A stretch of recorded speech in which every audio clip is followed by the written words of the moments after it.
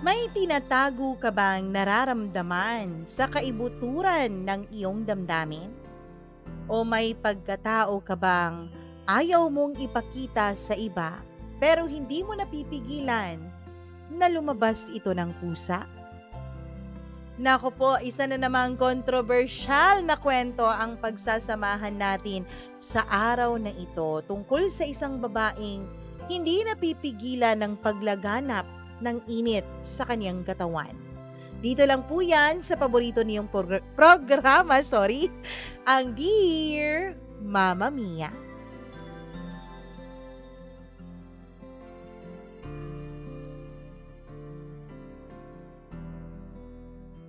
Maraming mga taong nagpapanggap lang sa ating paligid. May mga taong laging nakangiti pero meron namang mga matitinding suliraning pinagdadaanan. Meron rin yung mga katulad ko. Mga taong gustong ipakita sa marami na kami ay perpekto. Pero ang totoo, may isang lihim sa kaibuturang bahagi ng aming pagkatao na ayaw ninyong o ayaw naming malaman ninyo. Isang bahagi na hindi namin gustong ipakita sa iba pero pilit na kumukuwala. Dear Mama Mia, hello sa inyong lahat. Itago nyo na lamang ako sa pangalang Bella. Nasa early 30s na po ako. Mama Mia, marami na po akong napakinggan na mga kwento dito sa inyong programa. Nakita kong hindi lang pala ako nag-iisa sa mga pinagdaanan ko sa buhay. Lalong-lalo na ang pagpipigil sa init na gustong sunugin ang aking buong pagkatao. Isang init na hindi ko malaman kung paano ko papawiin. Isang uhaw na hindi natatanggal kahit uminom pa ako ng ilang balde ng tubig. Tinatago ko lang po yun. Lihim ko lang po yun, pero sa ngayon, gusto kong ibahagi sa inyong lahat. Marami na kasing kwento dito sa inyong programa, Mama Mia, lalong-lalo na ang pagpipigil ng pagnanasa. At may lihim akong mundo. Mundo na hindi alam ng kahit na sino sa mga taong nakapaligid sa akin.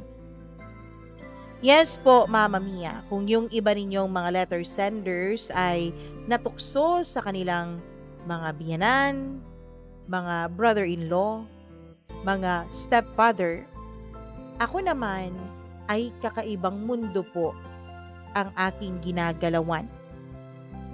Sa mata ng lahat at tuwing umaga, ako po ay isang successful marketing associate sa isang malaking kumpanya dito lang din sa Pilipinas. May sarili na po akong apartment. Binili ko na po yun. Merong maganda at latest model na kotse. May latest model na cellphone. May mga kaibigan na kinaiinggitan ang lifestyle na meron ako. Naiinggit sila sa lahat ng mga naaabot ko. Naiinggit sila sa lahat ng pwede kong bilhin at pwede kong marating. Pero ang hindi nila alam, Mama Mia, hindi naman po kainggit-inggit ang totoo kong buhay. May bahagi ng buhay ko na hindi nakikita ng kahit na sino. Ang parte na para pong naging kulungan ko na hindi ko alam, Mama Mia, kung paano ko lalabasan. Isang parte na parang naging panghabang buhay naman siya ng aking pagkatao na hindi ko alam kung papaano ko lalabhan para tuluyan na itong maging malinis at mawala. Nagsimula ang lahat noong college ako. Hindi ko alam kung dahil ba sa curiosity o dahil ba sa teenage rebellion na tinatawag ng marami. Nagsimula ito dahil sa paghahanap ko ng validation. na hindi ko nakukuha sa ibang parte ng aking buhay. Mama Mia, lumaki kasi ako sa isang pamilyang puro successful. Sa isang pamilyang puro graduate ng college, may mga magagandang trabaho, ika nga ng lahat, mga profesional. Pero kahit gaano pa kami ka-professional, emotionally distant naman ang mga magulang ko mula nung ako ay lumalaki.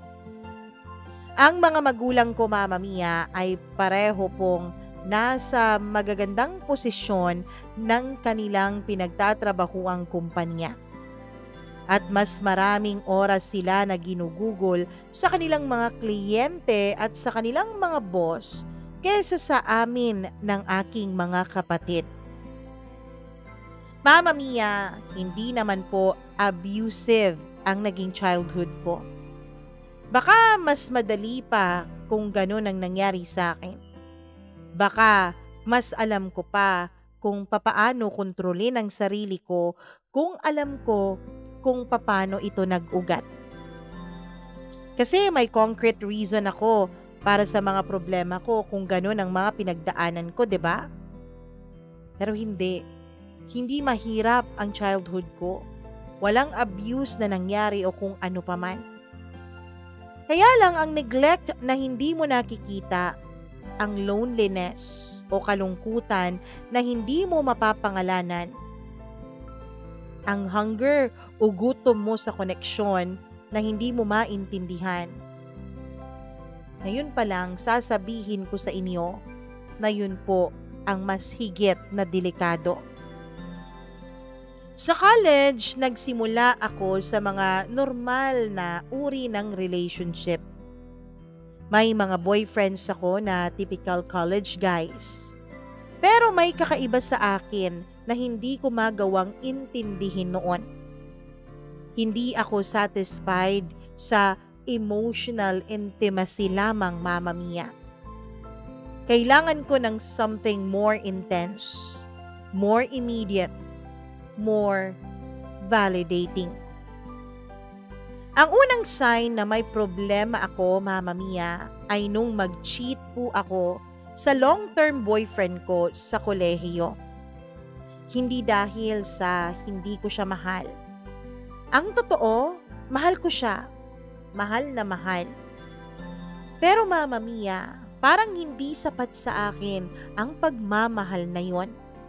Parang may kung anong urge sa akin na hindi ko po kayang kontrolin. Imbes na ako ang kumontrol nito, parang ako pa ang kinukontrol nito, Mama Mia. May need ako na hindi niya kayang i-fulfill. Kahit gaano pa siya kabait, kahit gaano pa siya ka-loving. Mama Mia, nag-umpisa ang lahat nung isinama niya ako sa inuman nilang magbabarkada. Hindi lang naman ako ang nag-iisang babae doon. Marami po kami na mga girlfriends ng mga kabarkada niya. At isa nga doon sa kanyang kabarkada ay si Louie. Kakaiba siya kung tumingin sa akin. Para bang nagkaroon kami ng intindihan na pagkatapos na ihatid ako ng boyfriend ko sa bahay namin, ay hindi ako pumasok sa loob. Bagkus ay lumabas ako at doon nakita kong inaantay ako ni Louie. Mama Mia, lumabas kami ni Louie at pumunta sa isang motel.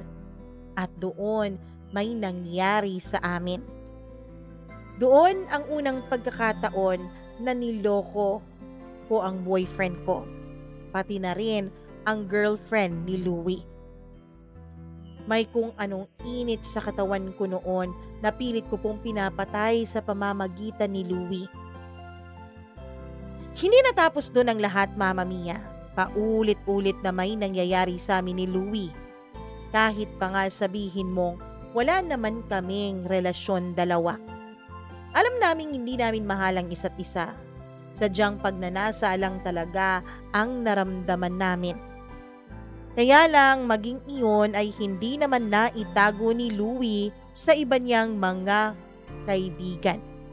Siguro tipikal talaga sa mga lalaki na magyabang kung may naikama silang babaeng hindi nila girlfriend. Hanggang sa ang usapang iyon ay nakaabot po sa boyfriend ko.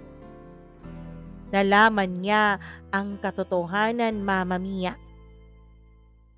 Bakit mo ginawa yon? Tanong niya sa akin. Kulang ba ako? Dagdag pa niya. Naawa ako noon sa kanyang itsura habang tinatanong niya, Mama Mia, kung may kulang ba sa kanya. Hindi ko alam kung papaano sagutin ang mga tanong na yon. Kasi maski ako, hindi ko maintindihan noon ang sarili ko. Wala namang kulang sa kanya, mahal niya ako, nire-respeto niya ako. At mahal ko rin naman talaga siya. Pero ewan ko, hindi mo kasalanan. Sabi ko sa kanya at totoo yon, Mama Mia. Ako ang may problema. May problema sa akin. Sabi ko. Mama Mia, alam ko noon na may problema sa akin. Kasi na-realize ko naman talaga na wala siyang pagkukulang bilang nobyo. Pero hindi ko pa noon alam kung ano ba talaga ang problemang yon. Acknowledge ko na may problema ako, kaya lang hindi ko alam kung ano. Pagka-graduate ko ng college ay nagsimula na akong pumasok sa corporate world. Mama Mia, mas lalo kong na-discover ang power ng sexuality ko sa professional environment. Hindi ko ginagamit ito para sa advancement ko sa trabaho. Hindi ako ganon. Hindi ko binibenta ang katawan ko para makalamang sa iba. Pero Mama Mia, ang katawan ko po at ang power ng sexuality ko ang naging coping mechanism ko sa pagpasok ko sa mundo ng totoong buhay. Stress sa work, may kailangan akong validation. Loneliness sa bahay, may kailangan akong connection. Anxiety sa future, may kailangan akong distraction. And yes, Mama Mia, lahat ng validation, connection at distraction na yon ay iisa lang po ang nagiging lunas para sa akin. Yun ay ang makipagtalik. Yun ay ilabas ang init ng aking katawan. Mama Mia, ang easiest way para makuha ang lahat ng yon ay sa pamamagitan ng mga physical encounters na walang emotional commitment. Opo, Mama Mia, nakikipagtalik po ako sa mga lalaking hindi po naghahanap ng commitment at hindi naghahanap ng relasyon. Kasi ganun din naman ako eh. Hindi ako naghahanap ng relasyon. Pampalabas lang ng init at pagnanasa. Tinatanong nyo kung saan ko nakukuha ang mga lalaking nakaka-hookups ko? Dating apps, bars, workplace connections, gym buddies. Lahat ay naging potential source ko ng temporary validation. Hindi ko alam, Mama Mia, pero sa mga pagkakataon na meron po akong nakakaulayaw at nakakasama sa kama, pakiramdam ko ay importante ako. Pakiramdam ko ay magaling ako. Pakiramdam ko ay mattered. Pero ang temporary ay naging constant na pangangailangan. Ang occasional ay naging daily requirement. Ang choice ay naging compulsion. Yes, Mama Mia, dati, isang beses lang sa isang buwan. Hanggang naging 2 beses sa isang buwan. Hanggang naging linggo-linggo. Hanggang sa hindi na ako satisfied sa linggo-linggo at halos araw-araw na talaga. Hindi lang ako nakikipag-anuhan sa tuwing meron po akong buwanang dalaw. Dun lang nakakapagpahinga ang aking katawan pagdating sa bagay na yon. Sa loob ng 5 taon sa corporate world, naging routine na sa akin ang paghahanap ng mga ka-encounters ko. Hindi dahil sa nag-e-enjoy ako, Mama Mia. Minsan nga, hindi ko naman na-e-enjoy ang pakikipagtalik. Ginagawa ko lang yun dahil kailangan ko. Parang gutom na kailangan kong ikain. Parang gutom na kailangang pawiin. Kahit hindi naman talaga ako nagugutom, Mama Mia. Mga kaibigan ko sa trabaho ay nagjo-joke tungkol sa active dating life ko. Ang akala kasi nila, Mama Mia, ay dating lang ang mga yun. Ang akala kasi nila ay harmless dates lang at wala nang iba pa. Wow, sana all. Sabi ni Mia minsan na isang katrabaho ko. Alam mo, Bella, parang may bago kang date every week ah. Swerte lang siguro. Lucky charm, sagot ko. Pero, hindi nila alam, Mama Mia, na hindi naman po luck o swerte ang tawag doon. Desperation. Pagiging desperada. Yun ang tamang tawag doon. Ang mga encounters ko habang tumatagal, Mama Mia, ay mas nagiging reckless na. Ang mga taong hindi ko kilala, mga situations na hindi safe, mga decisions na irrational, at mga lugar na hindi dapat ginagawa yon. Mama Mia, lahat ng yon sinubukan ko na po. Lahat ng yon pinuntahan at in-experience ko na. Isang gabi, Mama Mia, nasa bar ako sa Bonifacio Global City. Nagiinuman kasama ang mga office mates ko. Pero hindi ako nakakapag-enjoy sa mga conversations nila. Oo, ewan ko. Minsan nabobore akong kausap ang mga babaeng katulad ko. Hanggang sa nagsuscan na ako ng mga lalaki sa paligid.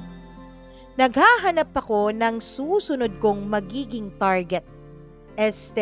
Magiging partner sa encounter. Bella, okay ka lang? Tanong ni Jen na isa sa mga close friends ko sa office.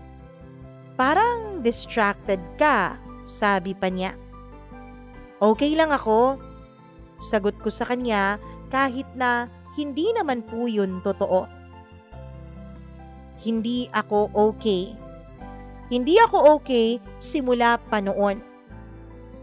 Kaya lang, hindi ko rin alam kung bakit hindi ako okay. Nang makakita na ako ng susunod kong target, Mama Mia, isang lalaking nag-iinom mag-isa sa bar counter, ay nag-excuse na ako sa mga office mates ko. Girls, mauuna na ako ha, sabi ko. Talaga? Pero parang wala pa tayong 1 oras dito ah. Halos kakadating lang natin, sabi ni Mia. Kasi may early meeting pa ako bukas. Sagot ko, which is true naman, Mama Mia. May meeting naman talaga ako kinabukasan, pero hindi naman yon ang totoong reason kung bakit ako aalis doon. Nung pumayag na silang umalis ako, ay umiba ako ng daan. Hanggang sa lumapit na nga ako doon sa lalaki sa bar counter. Tipikal lang naging approach ko. Accidental bump, paghingi ng sorry, small talk, drinks, hanggang sa invitation na sa kung kaninong place kami mapupunta. I'm Ryan, sabi niya. Bella, sagot ko naman. Yes, Mama Mia, sinasabi ko naman talaga ang pangalan ko.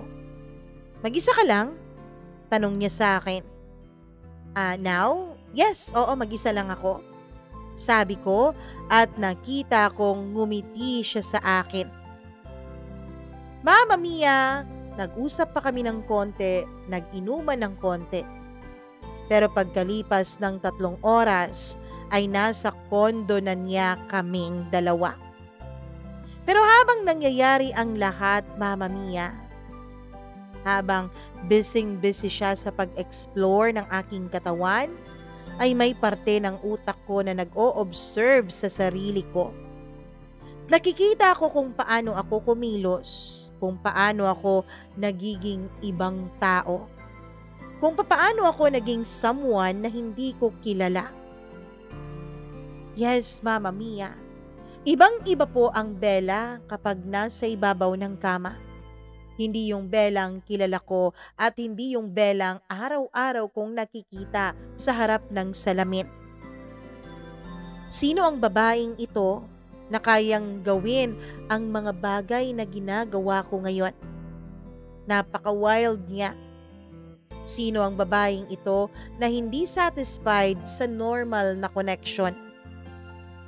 Sino ang babaeng ito na hinahanap-hanap ang validation mula sa mga estrangherong kanyang nakakatagpo?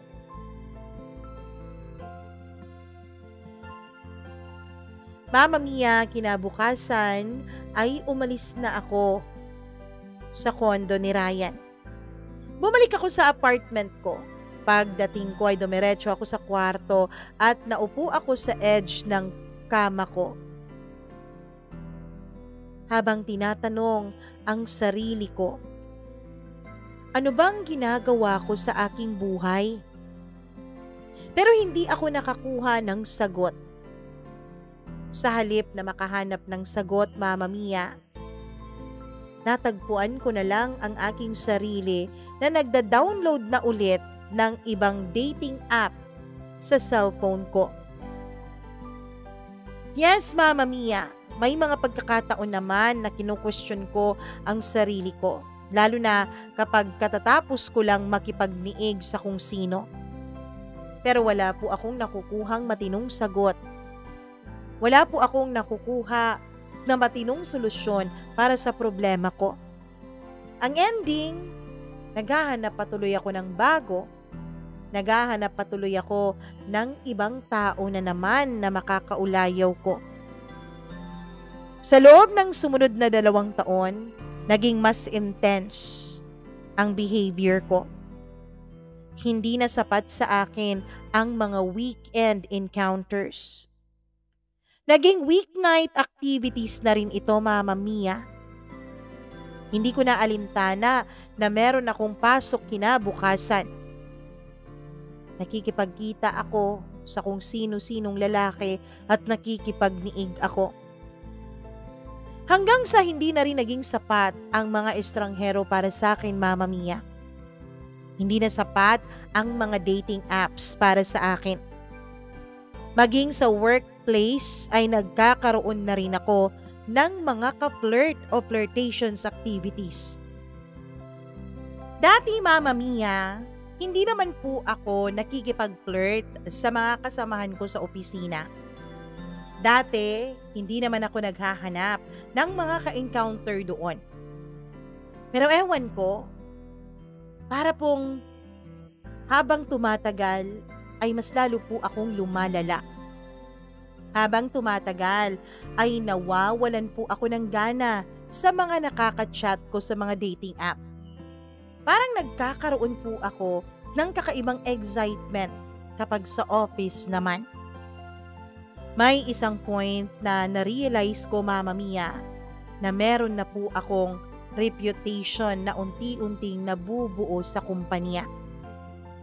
Hindi naman tahas ang sinasabi sa akin ng mga kasamahan ko. Pero may mga subtle hints akong nakikita at naririnig. Meron akong mga kakaibang nakikita at naririnig mula sa iba. Si Bella, sabi ni Mark, isang supervisor sa ibang department during a company party. Alam mo si Bella, laging may kwento tungkol sa love life. Sabi niya. Natawa ang mga kasamahan namin, Mama Mia. Pero may undertone sa comment niya na hindi po ako komportable. May parang pakahulugan din na kakaiba ang mga tawa ng iba pa naming mga kasamahan. Mama Mia, nag-comment pa ang iba naming mga kasamahan. Active lang talaga sa dating yang si Bella, sabi ni Jen, defending me. Active o masyadong active? Hirit pa ulit ni Mark at tumingin siya sa akin ng diretsyo. Baka naman Bella, kailangan mo nang mag-settle down, sabi niya. Ang comment niya ay parang isang wake-up call sa akin. Pero hindi sa paraan na expected ko, Mama Mia. Sa halip na mag-reflect ay para pong mas naging defensive pa ako sa mga komentaryo niya tungkol sa akin. Well, hindi naman masama ang maging single and enjoy life, hindi ba? Sabi ko. Well, depends on how you define enjoyment, sagot naman ni Mark. Ang conversation na yon ay nanatili pa sa isipan ko ng ilan pang mga araw. May totoo ba sa mga sinabi niya? May problema ba talaga sa behavior ko? Naaapektuhan na ba ang iilan sa kanila dahil sa mga pinaggagawa ko? Pero sa halip na sagutin ko ang mga tanong na yon, Mama Mia, ang ginawa ko ay ang typical ko pong coping mechanism. Ang maghanap ng ka-encounter at hanapin ang validation mula sa iba. Lagi kong iniisip noon, Mama Mia, na walang mali sa akin. Kasi may mga tao namang nag-e-enjoy sa presensya ko. May mga taong paulit-ulit na hinahalinghing at inuungol ang pangalan ko. Ibig sabihin, may nagagawa naman akong tama siguro. That same week, may bagong hire po ang company namin. Si Alex. Isa siyang operations manager na galing po sa ibang branch. Matangkad siya, professional at may mysterious vibe na naging attractive para sa akin. Hindi lang attractive kundi challenging na rin at the same time, Mama Mia. Hindi ko siya nilapitan kaagad. Nag-observe muna ako sa kanya. Nag-research muna ako ng background niya, Mama Mia. Hindi stalking ang tawag dito ha. Strategic assessment lang, sabi ko sa sarili ko. Kasi baka kung agad akong sumugod mapahiya ako, 'di ba? Kaya dapat lang na alam ko kung ano ang papasukan ko. Nalaman ko, Mama Mia, na recently naghiwalay pala sila ng kaniyang asawa. Walang kids. At nag-transfer siya sa Maynila for a fresh start. Perfect target, sabi ko noon sa sarili ko. Kasi malungkot. Kakahiwalay, di ba? Malungkot, nasasaktan, kaya perpekto talaga kung tutuusin. Nagsimula ako sa subtle interaction, casual greeting sa hallway, professional question tungkol sa trabaho lalo na kapag may mga meetings, and small talk sa pantry kapag nagkikita kami. Kumusta naman so far ang adjustment mo dito sa Maynila? Tanong ko sa kanya isang araw nung magkasabay kaming dalawa sa elevator. Okay naman, sagot niya. Medyo malungkot nga lang. Hindi pa kasi ako familiar sa mga lugar dito Mama Mia, nakahanap ako ng perfect opportunity para makapasok sa buhay niya. If you want, I can show you around, sabi ko, trying to sound as casual as possible. Alam mo, maraming mga magagandang places dito sa area. Talaga? Thank you, that would be nice, sagot niya. Hindi siya humindi, hindi siya tumanggi. Sino ba naman ang tatanggi? Casual lang naman ang offer na yon. At doon na nga nagsimula ang friendship naming dalawa, Mama Mia. Coffee breaks na naging lunch dates, na naging after work drinks, na naging weekend hangouts. Pero para sa akin, hindi friendship ang nangyayari. Meron kasi akong agenda na hindi niya alam. Ewan ko, dati-dati naman, Mama Mia, ay halos 2 chat lang sa dating app ay may nakaka-encounter na ako. Ngayon, parang mas nakaka-excite na paghihirapan mo muna na makuha ang ka-encounter na gusto mo. At sa loob nga ng 3 linggo, nagtagumpay po ako na akitin si Alex, Mama Mia. Pero ang strange thing ay, nang makuha ko na ang gusto ko, nang maikama ko na siya, nang may nangyari na sa aming dalawa, ay hindi ako nakontento. Yes, I was not satisfied at all, Mama Mia. Parang may emptiness pa rin sa loob ko na hinding-hindi napupunan. Akala ko pa naman noon, Mama Mia, dahil pinaghihirapan ko si Alex, dahil pinagplanuhan at trinabaho ko talaga siya, ay kakaibang satisfaction ang mararamdaman ko kapag may nangyari na sa aming dalawa ng tuluyan. But when the day came, na naikama na niya ako at naikama ko na siya, hindi ko po naramdaman ng satisfaction na aking inasahan. Bella, sabi niya isang gabi pagkatapos ng may nangyari sa aming dalawa. May I ask you something? Sure, oo naman, sagot ko. May boyfriend ka ba o may kadate ka pa bang iba? Tanong niya. Mama Mia, hindi ako handa sa tanong na yon. Nagulat ako ng labis. Bakit mo naman itinatanong yan? Kasi may nagsabi sa akin sa office na nag-hesitate siya na ituloy ang kanyang gustong sabihin. Na ano? Tanong ko. Pero may part sa akin, Mama Mia, na alam na yata ang mga susunod niyang sasabihin. Na may reputation ka daw, na active ka raw sa dating scene. Sabi niya carefully para hindi ako ma-offend.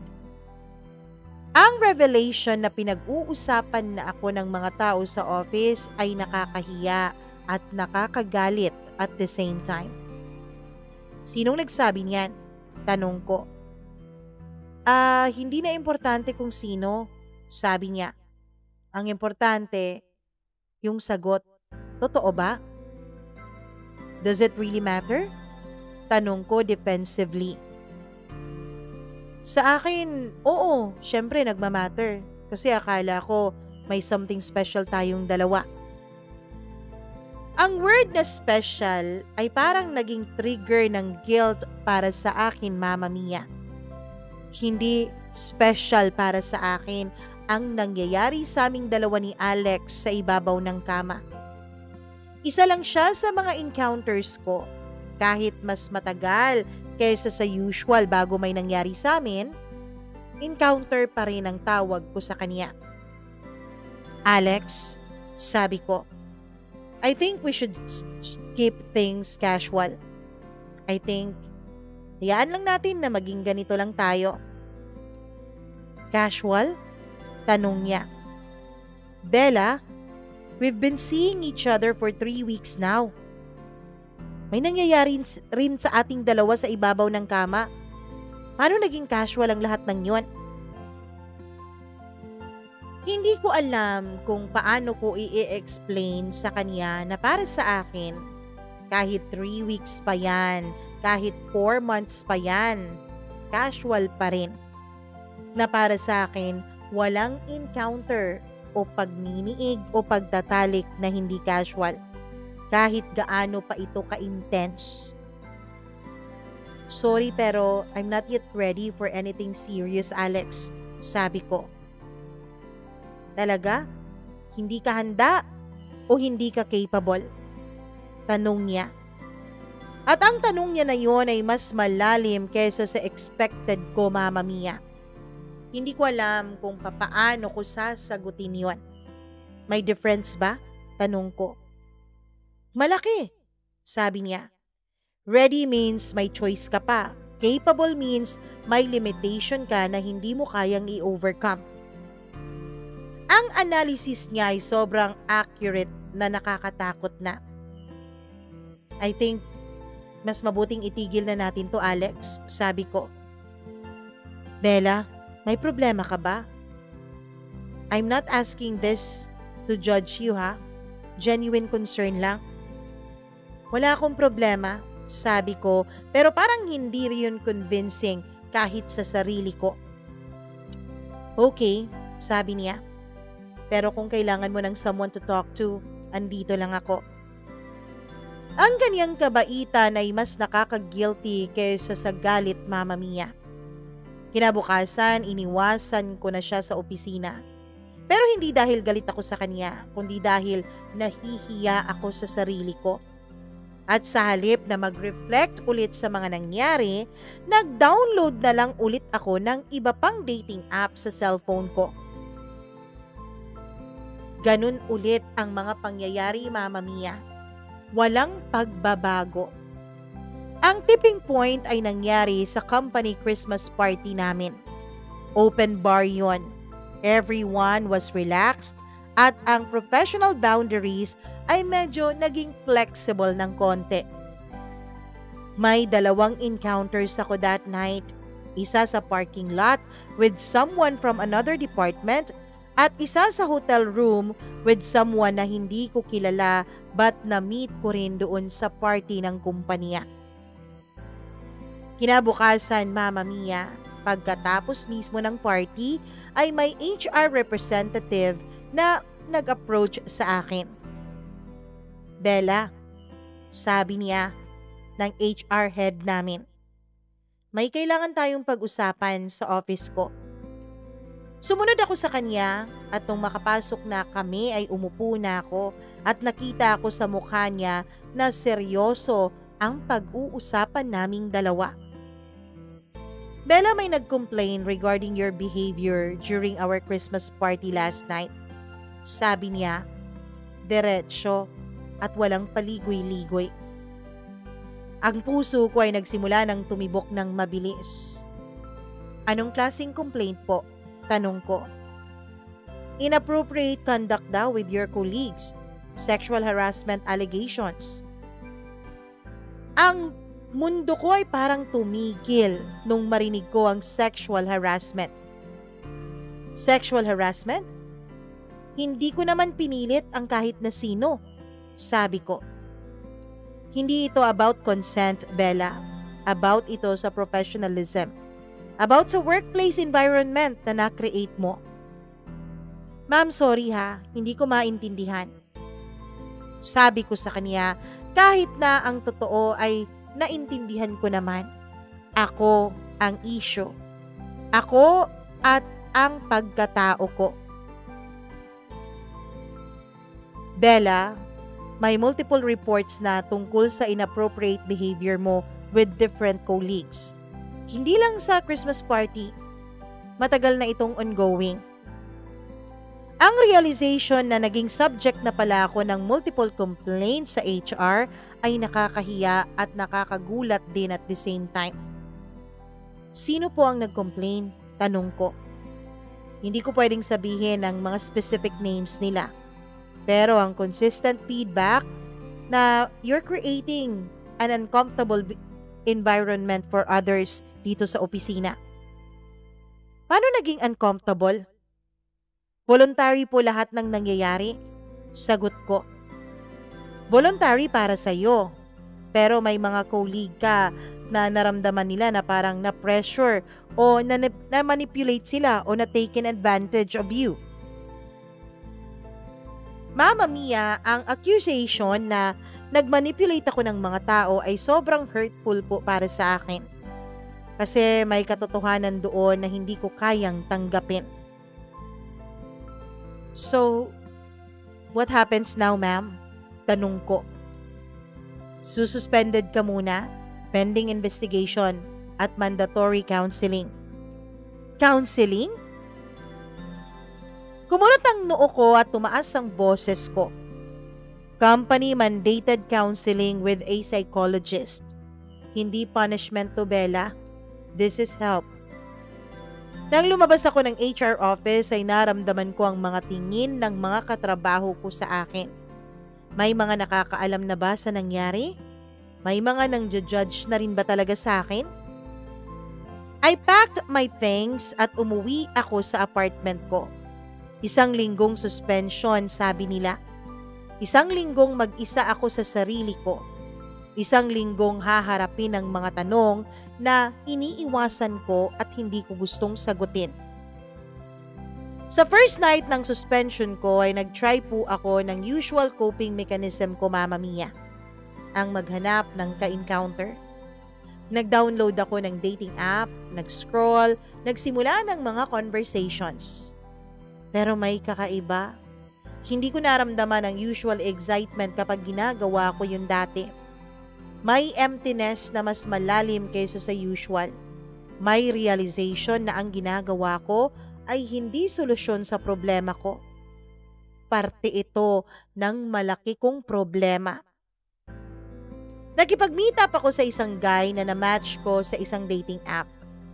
Si Jason. Marketing associate rin siya katulad ko pero sa ibang kumpanya. Cute, charming at available for casual encounter thing.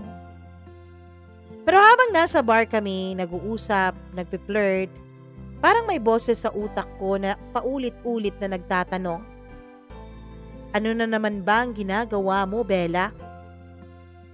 Are you okay? Tanong ni Jason. Parang distracted ka.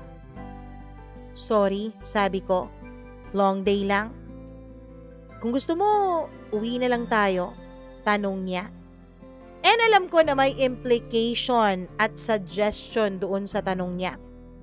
Usually, kapag ganun na ang usapan, yes naman agad ang sagot ko. Pero sa gabing yun, Mama Mia, may hesitation po ako. Jason, pwede ba akong magtanong ng something sa'yo? Sure, sagot niya. Bakit mo ginagawa ito? Tanong ko. Anong ito? Ang mga casual encounters, ang dating app, hookups, mga one-night stands. Natawa siya. Bakit mo tinatanong? Ginagawa mo rin naman to, 'di ba? Pero bakit nga? Ulit ko. Anong nakukuha mo dito? Nag-isip siya saglit sa tanong ko. Fun, I guess. Physical satisfaction. No commitments. Satisfied ka ba? Seryoso kong tanong sa kanya. Satisfied saan? Sa lahat. Sa buhay mo. Sa mga ginagawa mo. Tumigil siya, Mama Mia. At nakita ko sa mga mata niya na tulad ko ay may mas malalim rin siyang tanong. Tanong na na-trigger ko sa tanong ko. Hindi ko alam, sabi niya. Hindi ko pa naiisip yan eh. Ikaw ba? Satisfied ka ba? Ang tanong niya ay bumalik sa akin at hindi ko rin alam kung papaano sagutin. Hindi ko rin alam, sabi ko. Maybe that's why we're here. Para malaman, sabi niya. Pero sa moment na yon, Mama Mia, ay na-realize ko na hindi ko matututunan ng sagot sa tanong na yon sa pamamagitan ng another casual encounter. Jason, I think I need to go home. Alone. Okay lang, sabi niya. Rain check? Maybe.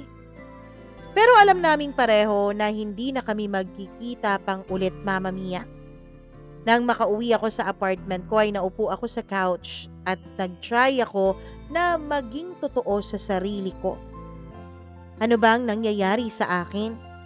Bakit ko ginagawa ang mga ginagawa ko? Ano ang hinahanap ko sa mga encounters na ito na hindi ko nakikita kahit ilang lalaki pang dumaan sa buhay ko? At para sa unang beses, sa matagal na panahon, Mama Mia, umiyak ako. Hindi dahil sa heartbreak, hindi dahil sa disappointment. Umiyak ako dahil naguguluhan ako. Umiyak ako dahil malungkot ako. Umiyak ako dahil na-realize kong naiwala ko ng tuluyan ng sarili ko.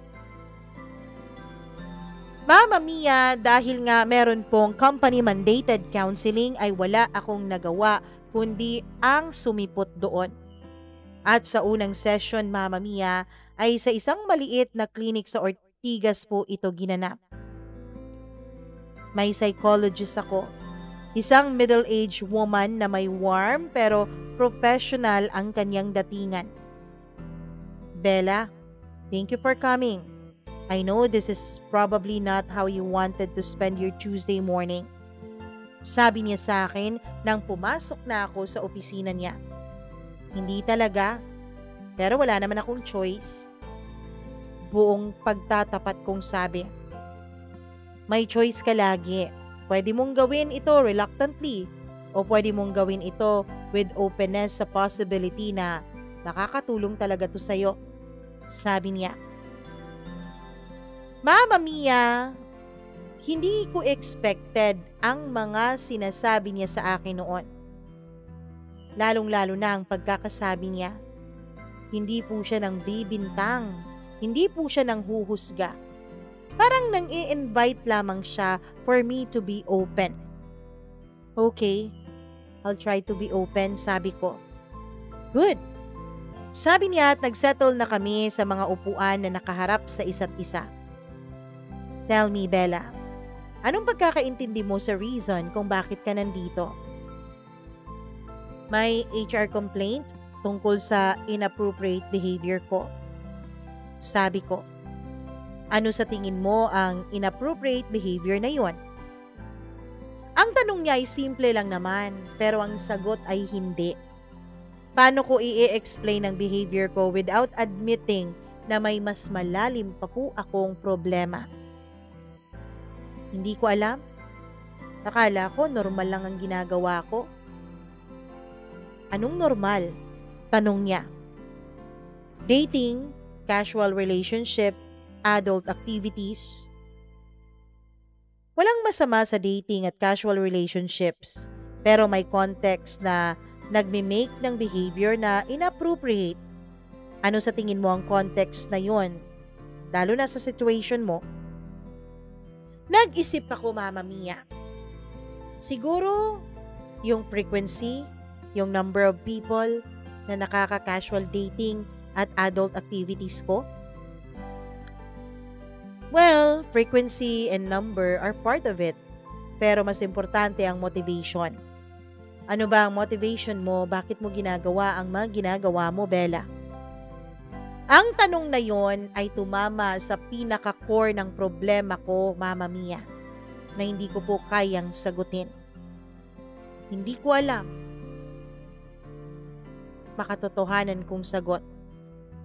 Okay, hindi kailangan na malaman mo agad ngayon. Pero kung mag-explore tayo ng mga pattern sa behavior mo, pwedeng malaman mo ang sagot. Pwede mo bang i-describe sa akin ang mga typical encounters mo? Sa loob ng mga sumunod na 3 oras ay nag-unpack kami ng mga behavior patterns ko. Hindi po judgmental ang datingan niya, kundi clinical, analytical, pero may empathy pa rin. Bella, based sa mga nakwento mo, may indication na ang sexual behavior mo ay naging compulsive na. Hindi na siya choice, hindi na siya preference. Naging coping mechanism na siya para sa mga emotional na pangangailangan mo na hindi mo mai-address. Sabi niya, compulsive? Like OCD? Tanong ko. No, hindi exactly like OCD. Pero parang magkapareho in a sense na may behavior ka na ginagawa mo repeatedly. Kahit na alam mong may negative consequences to, ginagawa mo pa rin kasi may psychological need na kailangan mong i-fulfill temporarily. So may sakit ako? Tanong ko. Hindi sakit, Pero may psychological pattern ka na hindi healthy at may treatment para dito. Anong treatment? Therapy, sagot niya. Individual therapy para maintindihan mo ang root cause ng iyong behavior. Group therapy rin para ma-realize mo na hindi ka nag-iisa sa experience mo. And behavioral interventions para ma-develop mo ang healthier coping mechanism. Ang mga in-explain niya sa akin ay sobrang overwhelming, pero may relief din. May pangalan na ang problema ko, kaya may solusyon na rin. Belle, last question. Satisfied ka ba sa current life mo? Napatigil ako, Mama Mia. Ang totoong sagot ay hindi. Hindi ako satisfied, hindi ako masaya, hindi ako fulfilled. Hindi, sagot ko. Good. Ang motivation para baguhin ay nagsisimula sa dissatisfaction sa current state mo. Kung satisfied ka kasi sa ginagawa mo, walang rason para magbago. Nang lumabas ako sa clinic niya ay may mixed feelings ako, Mama Mia. May takot ako sa mga nalaman ko pero may pag-asa din na meron pong possibility of a way out. Kinabukasan, nag-research po ako tungkol sa sex addiction, compulsive sexual behavior at mga treatment options. Ang mas na-research ko, Mama Mia, ay tungkol sa mga taong katulad ko. Habang lumalalim ang research ko, ay mas naiintindihan ko ang aking sarili. May mga articles na nababasa ako na para bang nagde-describe sa akin exactly ang mga pangangailangan for validation through sexual encounters. Ang inability to be satisfied with emotional intimacy. Ang escalating behavior na naging risk sa career ko at sa mga relationships ko. May isang article na nag-mention ng love avoidance. Ang pattern na hinahanap-hanap mo ang physical intimacy pero natatakot ka sa emotional commitment. Tumama sa akin ang description na yon, Mama Mia. Nag-decide ako na magpatuloy sa therapy kahit tapos na po ang company-mandated sessions. Naghanap ako ng therapist na specialist sa sexual compulsions at relationship issues. Nakahanap naman ako ng isang psychologist na may 15 years of experience sa field. Bella, ano ang goal mo sa therapy mo? Tanong niya sa akin sa first session namin. Gusto ko pong maging normal, sagot ko. Ano naman ang normal para sa'yo? Gusto kong magkaroon ng healthy relationship. Gusto kong hindi dependent sa validation mula sa mga taong hindi ko kilala. Gusto kong maging satisfied sa emotional connection. Magaganda ang mga goals mo. Pero I want you to manage your expectations, Bella. Hindi ito quick fix. Hindi ito instant transformation. This is a process na maraming ups and downs. Gaano po katagal? Tanong ko sa kanya. Depends sa individual. Pero usually, ang significant improvement ay nakikita after 6 months to a year of consistent therapy. Ang full recovery ay mas matagal pa doon. Ang timeline na binigay niya sa akin, Mama Mia, ay talaga namang nakakalula. Pero may determinasyon ako na naramdaman. Okay, I'm ready, sabi ko. Good! Pero bago tayo mag-umpisa sa behavioral interventions, kailangan nating maintindihan ang emotional roots ng behavior mo. Ano ang nararamdaman mo before, during, at after ng mga sexual encounters mo? Ang mga tanong niya ay nag-open ng mga nagbabahang gate sa akin. For the first time, Mama Mia, na-articulate at nasabi ko po sa isang tao ang nararamdaman ko na hindi ko na ipahayag kahit na sino. Marami po siyang sinabi sa akin, lalo na tungkol sa sitwasyon ko. Sa loob ng Isang buwan, Mama Mia, nag-focus kami sa pag-iintindi sa patterns ko. Nagjo-journal din ako para matrack ko ang mood ko. Matrack ko ang mga triggers ko at ang mga behaviors ko. Nakita mo ba ang pattern? Sabi niya isang session na tinitrace namin ang mga entries na nilagay ko sa journal. Parang may trigger na emotional distress, sabi ko. Work stress, family problems, feeling of parang hindi ka sapat. Tapos yan, nag-result sa compulsive behavior mo. Mama Mia, doon ay mas naintindihan ko po ang mga sinasabi sa akin ng doktor. Mas naintindihan ko ang problema ko. Ang sexual behavior mo ay naging coping mechanism mo para sa mga negative emotions na hindi mo gustong ilabas. Pero ang problema ay temporary lang ang relief na naibibigay nito at may mga long-term negative consequences. So ano po ang dapat kong gawin kapag may trigger? Una, kailangan mo munang maging aware sa mga triggers mo. Kapag na-identify mo na ang emotional distress mo, pause ka muna. Huwag mo munang gawan ng mga impulsive na decisions. Tapos gawin mo ang mga healthier coping mechanisms na ide-develop natin. Exercise, creative outlets, social connections na hindi sexual meditation, and even just calling a friend. Mama Mia, mahirap po ang mga pinagdaanan ko. Bukod sa one-on-one session namin ng doktor ko, ay sumali rin ako sa isang group session. Mama Mia, ang first meeting ko sa grupo ay overwhelming. Nakinig ako sa mga kwento ng ibang members. Si Carlos na nag-cheat sa kanyang asawa multiple times. Si Maria na nag-spend ng lahat ng savings niya sa sex workers. Si David na nawala ang career niya dahil sa inappropriate workplace behavior. At kung sino-sino pa. Pero ang nakakagulat ay ang similarity ng mga storya naming lahat. Ang pare-parehong patterns, ang pare-parehong trigger, ang pare-parehong cycle of shame at compulsion. Nakakagaan ng loob na hindi lang ako. Sabi ko doon sa group sharing. That's the power of group therapy. Sabi ng mediator namin, Mama Mia. Ang realization na hindi ka nag-iisa at ang possibility na kung nakapag-recover sila, ay pwede ka rin mag-recover. Sa loob ng 3 buwan ay naging routine ko na ang individual therapy at group therapy. Naging consistent ako sa journaling. Nag-develop ako ng mga healthier coping mechanism. Pero ang pinaka-significant change ay ang relationship ko sa sarili ko, Mama Mia.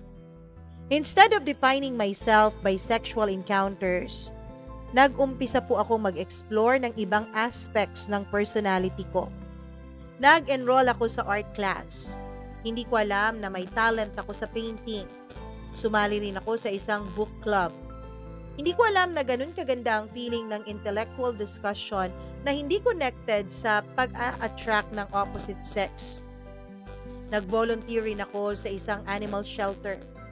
Hindi ko alam na satisfying pala ang feeling ng pagtulong sa mga animals na walang agenda. Alam mo, nakikita ako ng mga positive changes mo, Bella, sabi ng doktor ko sa akin on our 4th month of therapy. Mas stable na ang mood mo, mas consistent na ang behavior mo, mas authentic na ang personality mo. Alam mo, Dok, naramdaman ko rin. Parang nagiging mas ako. That's the goal. Hindi to eliminate the sexuality na meron ka. To integrate sexuality in a healthy identity. Kailan kaya ako magiging ready for dating ulit, Doc? Well, kapag hindi mo na kailangan ng validation ng iba para ma-feel ang self-worth mo. Kapag satisfied ka na sa sarili mo. Kapag masaya ka na ikaw lang.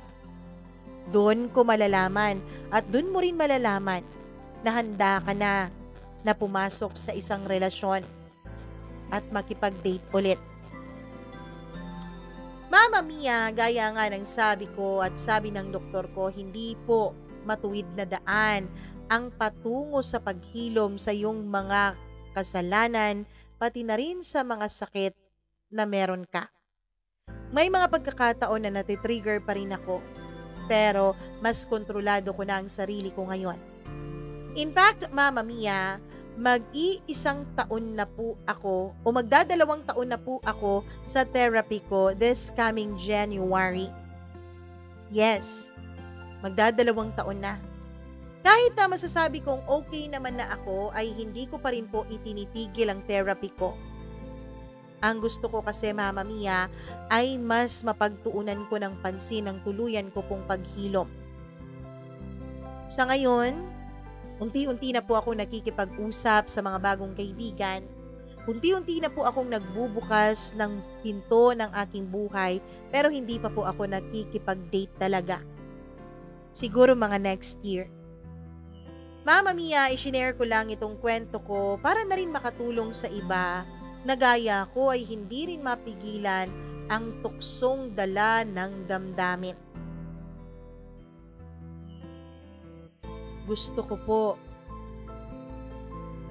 na makatulong sa iba.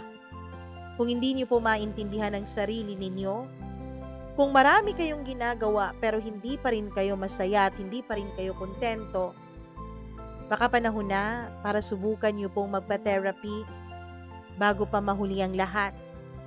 Bago pa tuluyang mawala ang pagkatao mo. Kasi the earlier na ma-detect mo ang problema at the earlier na aminin mong may problema ka, the earlier na maghanap ka ng solusyon at tulong, the better. The lesser the time and the lesser the consequences.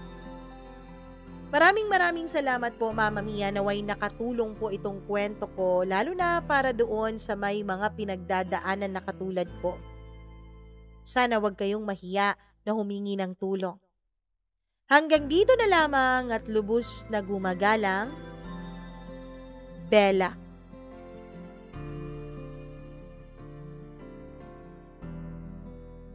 Oo nga no, buti pa si Bella na recognize niya. Meron nga pala tayong maraming mga senders na may mga ganitong klaseng problema, yung hindi nasa-satisfy sa kanilang mga partners, hindi nagiging masaya sa kanilang mga sex life at kung ano-ano pa, naghahanap ng iba, ng cheat. Nako, baka nga pala kailangan yun ng therapy. Maraming salamat, Bella, sa pag-share mo ng iyong kwento. What happened, Bella? Thank you very much at alam ko na merong mga nagising ngayon. Kahit na patago sila, nagising sa katotohanan na oo nga, pwede silang humingi ng tulong. And very proud naman talaga kami sa iyo dahil pinili mong hilumin ang sarili mo. Pinili mong maging maayos at pinili mong humingi ng tulong at pinili mong isantabi ang kahihiyan na nararamdaman mo. At hangad namin na tuluyan ka na talagang maging maayos at mahanap mo na ang Mr. Right mo. Diba? Siyempre sa mga nakikinig ngayon, ako naman po, kung kayo ay nagustuhan ng kwentong ito ni Bella, What Happened Bella, please do like and share this video. Huwag niyo pong hayaan na hindi ito makaabot, lalong-lalo na sa inyong mga friends. Baka may iba sa kanila dyan, may mga pinagdadaanan na. Lalong-lalo na yung mga pathological liar, mga cheaters, baka may sakit lang talaga sila. So, i-share nyo po ito, baka kung sakali ay makatulong. And syempre, huwag nyo rin kalimutan na kayo po ay mag-subscribe dito sa ating channel. At syempre, mag-share na rin ang sarili ninyong kwento. Email lamang po kayo, mamamiacdo0317@gmail.com. I love you all so much, lalong-lalo na doon sa mga hindi talaga nagsiskip ng ads, sa mga araw-araw tayong hinahanap sa kahit saan at pinapakinggan. Maraming salamat po. I love you all. Hi ako kay Donna Frias, kay Jean8864, kay Chazi Chai, kay Clarinel Miguel, Rosana Crisostomo, Lina Vida from Hong Kong, kay Mary Gracie Nadan, Rica Basmayor, Gail Easy, Christina Season, Ella Baculi, Riza, Eileen Del Rosario. Saan to galing, Eileen? Huwag niyo akong bigyan ng flag.